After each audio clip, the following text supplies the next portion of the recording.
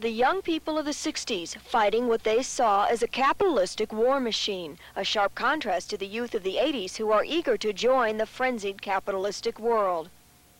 But here in Mendocino County in Northern California, on the edge of a harbor, there is a company that proves you don't have to operate in a rat race to make money. It is a company whose philosophy is most definitely rooted in the 1960s. It is the Thanksgiving Coffee Company, owned by Paul Katzeff, a man whose life took shape in the age of protest. His company boasts $2 million in annual revenues, but Paul says he is still guided by the idealism of the 60s.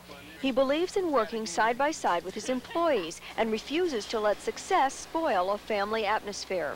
You don't have to lose the humanness of a business by growing. We don't want to put a factory in every major city. A business is an important part of a community, and if we can centralize our factory here and employ more people here, then the community benefits.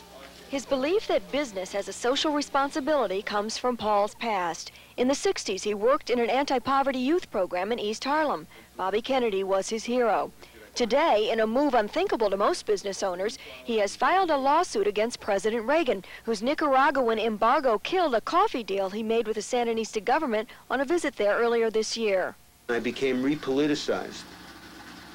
When I came back, not only did I have a coffee contract, but I also had a sense of purpose about my life in politics, and I felt reconnected with the 60s and my past.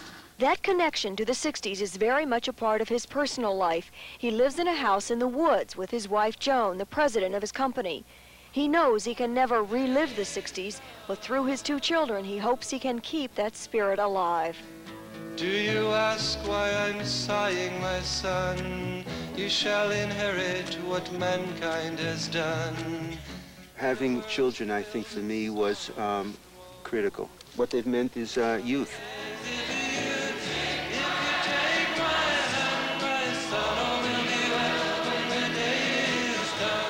I'm Carol Krause.